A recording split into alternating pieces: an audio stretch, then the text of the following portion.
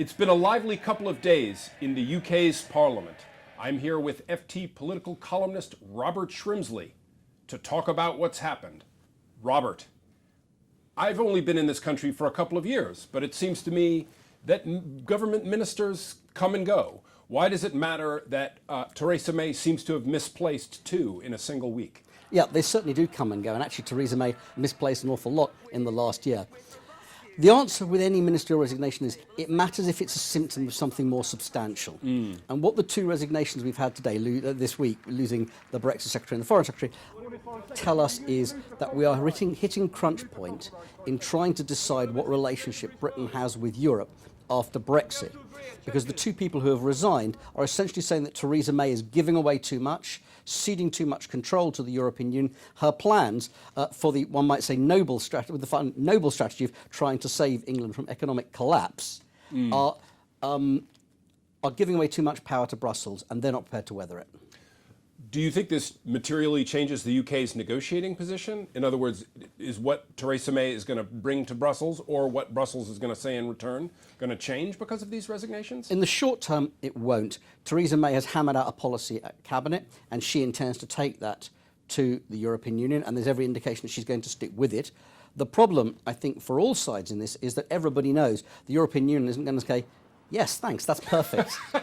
Problem solved. Yes. The European Union is going to say, OK, that's quite interesting, but what we now need from you is this. And so the Brexit enthusiasts in the Conservative Party and the ministers who have resigned, not only do they not like what she's proposing so far, they know it's going to get worse. So we know that this is not over by any stretch. So is this a strategy by, as it were, the hard Brexiters to precipitate a change in leadership, a change in government? Is Theresa May's career as Prime Minister on the line here? Well, one of the really interesting things about the Brexiters is they've never had a strategy. Their strategy is to say everything is going to be all right, trust us. I've said at times it's the equivalent of singing Football's Coming Home and calling it a plan. They don't have a strategy. They don't have the numbers to defeat her in Parliament. They quite possibly don't have the numbers to bring her down as leader.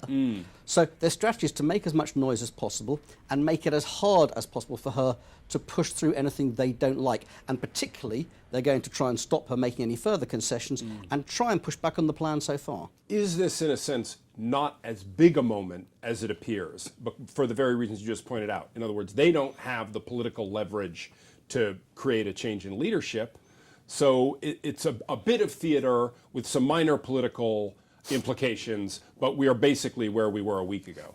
The really honest answer, Rob, is we don't know for sure. Things are so febrile, conventional wisdom so out the window, and what looks sensible so often disregarded at the moment, that although one can take a step back and say today, look, you know what, there's been no more resignations, she seems to have things under control, there isn't an appetite even among most of her critics to bring her down, it looks all right. The issue is the underlying fundamental. The underlying fundamental is there are people in her party who have laboured for 30 years to get Britain out of the European Union. The end is in sight. It's just months away. And they are not going to let her snatch the prize away from them without a fight. So the fundamental question is not, do they want to bring her down tomorrow or this week? The fundamental question is, can she bridge the chasm between what they want and what the economy is demanding, what she is listening to? That's the point of tension. It's not going away, and there is plenty of time for it to flare up. Robert, thanks very much.